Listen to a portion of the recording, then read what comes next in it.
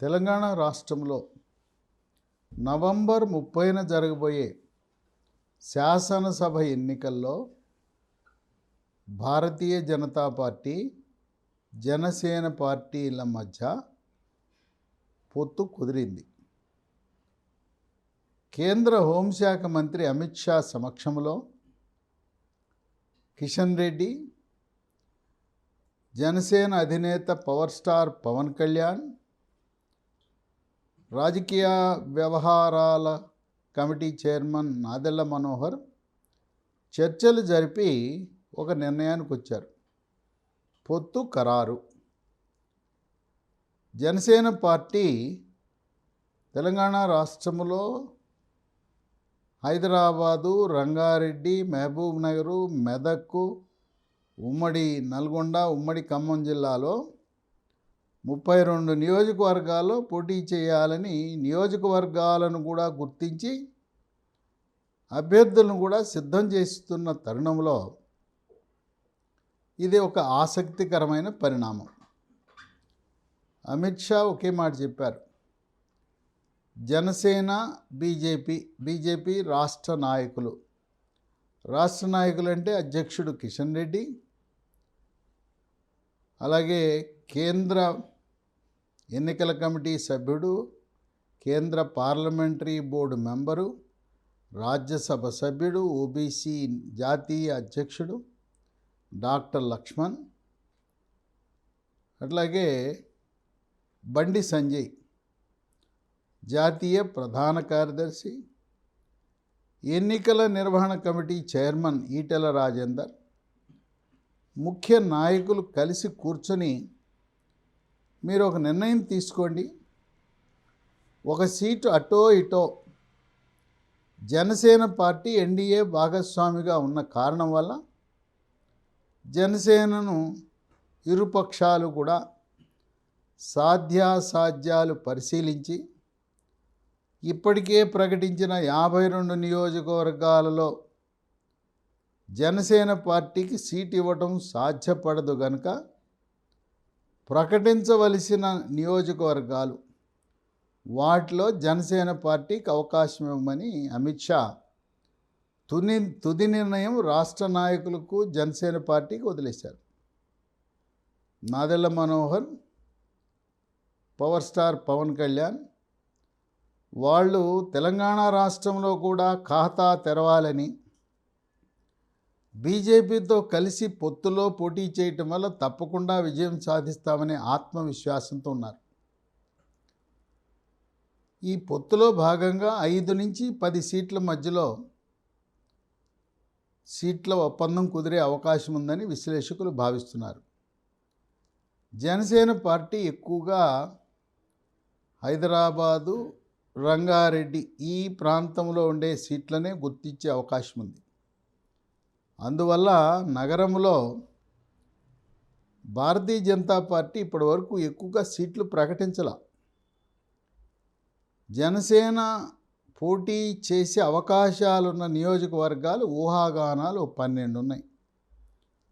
1 శేరిలింగంపల్లి నియోజకవర్గం, 2 Jubilee hills, 3 Kukatpally, 4 Rajender Nagar, 5 Amberpet, 6 Secunderabad, 7 Secunderabad cantonment, 8 LB Nagar, 9 Uppal, 10 Medchal, 11 Kodad. ఇది ఉమ్మడి నల్గొండ జిల్లాలో కోదాడలో కూడా చాలామంది సీమాంధ్ర వాసులు నివసిస్తున్నారు. 12 ఉమ్మడి ఖమ్మం జిల్లాకు చెందిన కొత్తగూడెం. ఇవి ఇరుపక్షాలు కూర్చుని నవంబర్ 1 లోపల తుది నిర్ణయం తీసుకుంటే ముందు నియోజకవర్గాలు జనసేన కేటాయిస్తారు. తదుపరి జనసేన పార్టీ వాళ్ళు ఎవరైతే అక్కడ గెలుపు అవకాశాలు ఉన్నాయో వాళ్ళ పార్టీ నిర్ణయం తీసుకుంటుంది. ఈ జనసేన బీజేపీ పొత్తు వల్ల భారతీయ జనతా పార్టీ కలిసి వచ్చే అంశం.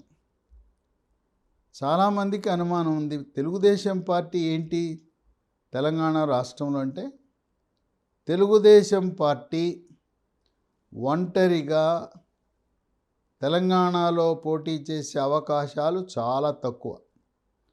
వాళ్ళు అంతా కూడా ఆంధ్రప్రదేశ్ రాష్ట్రములో సమయమంతా కేటాయించి న్యాయ పోరాటము, వీధి పోరాటము, బస్సు యాత్రలు, పాదయాత్రలు చేస్తున్న తరుణంలో తెలంగాణ రాష్ట్రంలో పోటీ చేయటం సమంజసం కాదని దాదాపు తెలంగాణ రాష్ట్రంలో తెలుగుదేశం పార్టీ తరపున అభ్యర్థులు పోటీ చేసే అవకాశం లేదు. ఇప్పటికే జనసేన, తెలుగుదేశం పార్టీ రెండు కూడా ఆంధ్రప్రదేశ్ రాష్ట్రంలో పొత్తు కుదుర్చుకున్నాయి.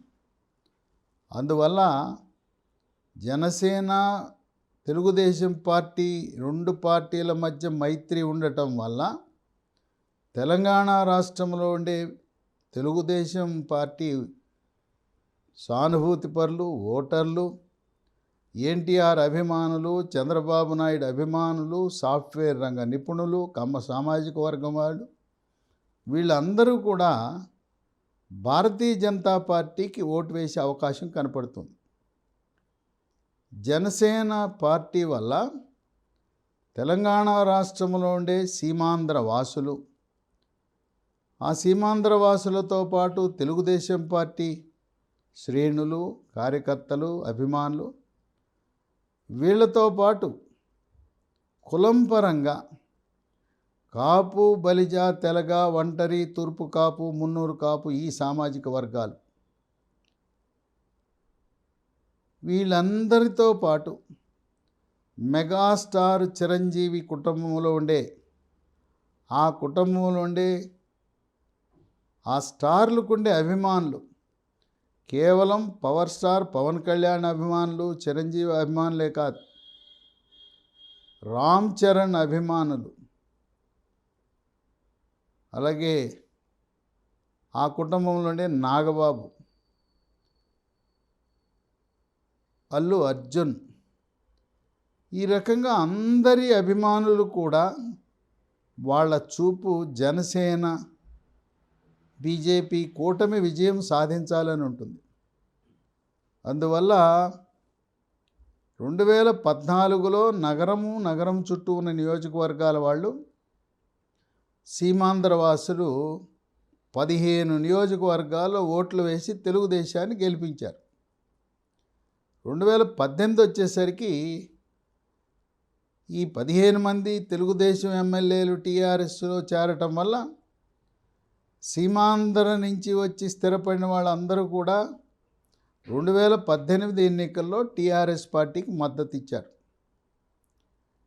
ఇక ఇప్పుడు వాళ్ళ ధోరణి జనసేన పార్టీ, అలాగే బీజేపీ ఈ కూటమిని బలపరిచి ఒక్క అవకాశం డబుల్ ఇంజిన్ సర్కార్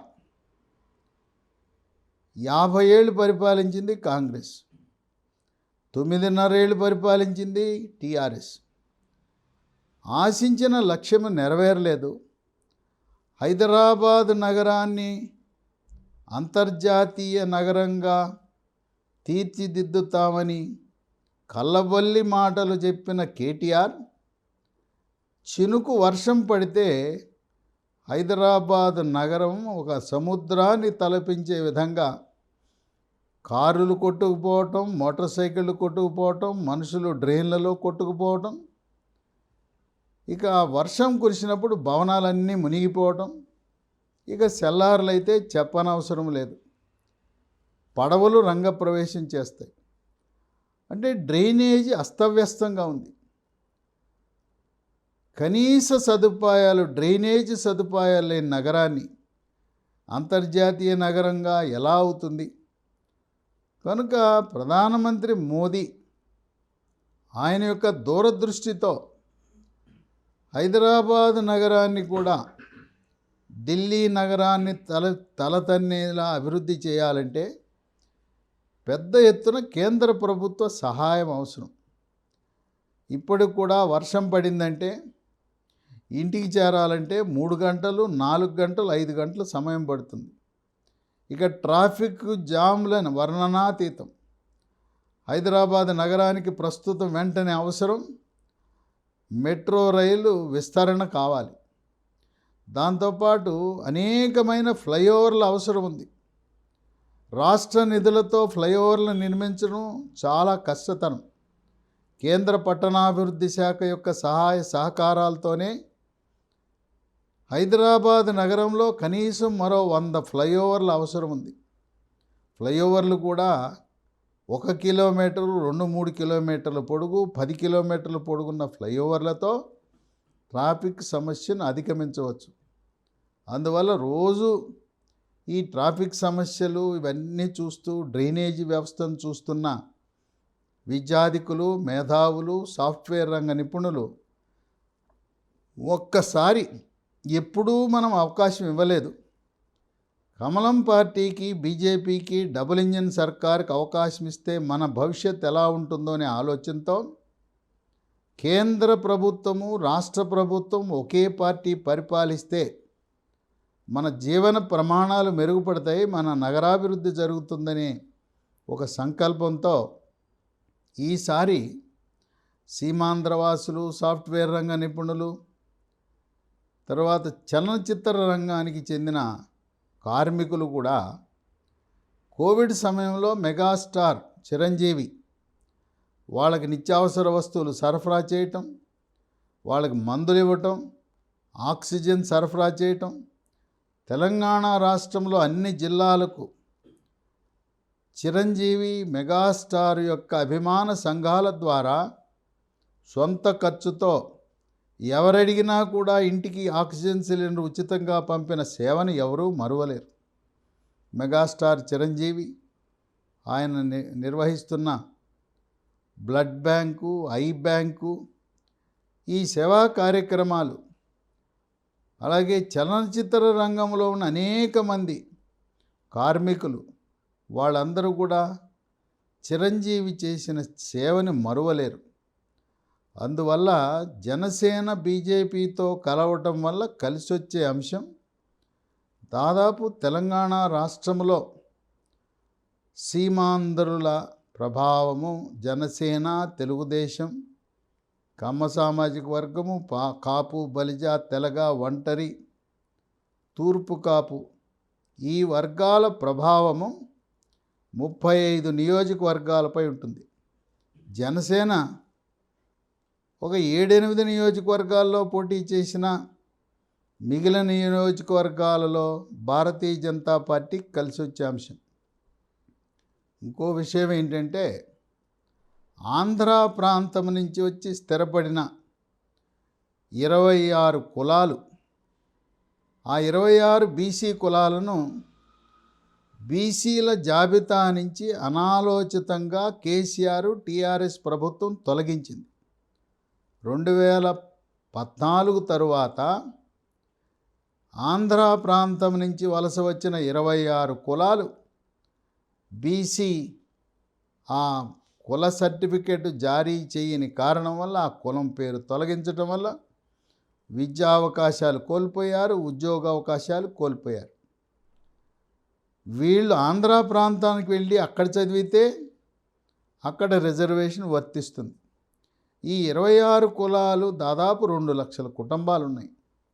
వాటిలో ప్రధానంగా ఉత్తరాంధ్రకు చెందిన కళింగ, కొప్పు వెలమ, తూర్పు కాపు సామాజిక వర్గానికి చెందిన వాళ్ళు చాలా అధికంగా ఉన్నారు. వీళ్ళందరూ కూడా బీఆర్ఎస్ పార్టీ, కేసీఆర్ అంటే అక్కస్తో ఉన్నారు. మా పిల్లల యొక్క భవిష్యత్తుతో చెలగాటమాడుతున్నాడు. అనాదిగా ఎప్పటి నుంచో సంయుక్త రాష్ట్రం, సమైక్య రాష్ట్రం నుంచి కూడా ఉమ్మడి రాష్ట్రంలో ఉన్నప్పుడు మాకు రిజర్వేషన్ సదుపాయం ఉండేది. ఎవరు అడగకుండానే మా పొట్ట మీద కొట్టేశాడని వాళ్ళు వాపోతున్నారు. అందువల్ల ఏ కోణంలో చూసినా జనసేనతో పొత్తు వల్ల ఆటోమేటిక్గా చెప్పకనే తెలుగుదేశం పార్టీ కూడా జనసేనతో ఆంధ్రప్రదేశ్లో పొత్తులో ఉన్నది కనుక తెలుగుదేశం పార్టీ మద్దతు ప్రత్యక్షంగా కాకపోయినా పరోక్షంగా బీజేపీకి కలిసొచ్చే అంశంగా విశ్లేషకులు భావిస్తున్నారు. భారతీయ జనతా పార్టీ అధికారంలోకి వస్తే కేవలం కొన్ని సీట్లు గెలవటమే కాదు, జనసేన పార్టీ తరపున పొత్తు ధర్మం కింద ఎన్డీఏ కూటమిలో భాగస్వామి పక్షం కింద ఒకరిద్దరికి మంత్రివర్గంలో కూడా స్థానం కల్పించే అవకాశం ఉన్నది. అందువల్ల జనసేన అధినేత పవర్ స్టార్ పవన్ కళ్యాణ్ నెల రోజుల సమయంలో సుడిగాలి పర్యటనలు చేస్తూ జనసేన అభ్యర్థులకు ప్రచారము చేయటమే కాక రాష్ట్ర వ్యాప్తంగా భారతీయ జనతా పార్టీ కోరిన అన్ని నియోజకవర్గాలలో కూడా పర్యటించి ఓట్లను బీజేపీ జనసేన కూటమికి వచ్చేలా ప్రభావితం చేయాలనే సంకల్పంతో ఉన్నాడు.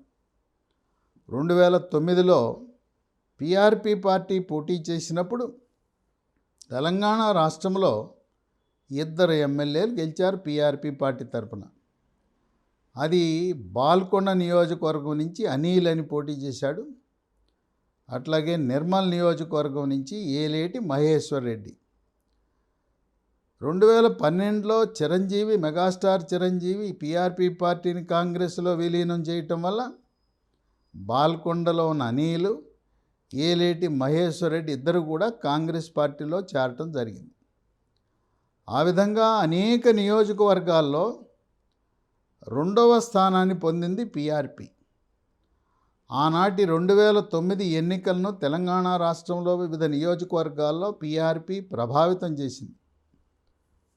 కనుక సినిమా అభిమానులు వాళ్ళ ప్రభావము, సీమాంధ్రుల ప్రభావం వల్ల ఈ జనసేన భారతీయ జనతా పార్టీ పొత్తు గెలుపు దిశగా అడుగులు వేసే విధంగా ఉపయోగపడతాయని చెప్పి ఇరు పార్టీలే కాక విశ్లేషకులు, విజ్ఞులు, మేధావులు వాళ్ళు భావిస్తున్నారు. తెలుగుదేశం పార్టీ అక్కడ కష్టకాలంలో క్లిష్టమైన పరిస్థితులు ఉన్న దృష్ట్యా తెలంగాణ ఎన్నికలపై దృష్టి సారించడం కష్టతరమని చెప్పి తెలుగుదేశం పార్టీ అభ్యర్థులు పోటీకి దిగే అవకాశం లేని కారణం వల్ల చంద్రబాబు నాయుడు సానుభూతి పరులు అందరూ కూడా జనసేన, బీజేపీ కూటమికి మద్దతిచ్చే అవకాశాలు మెండుగా ఉన్నాయి.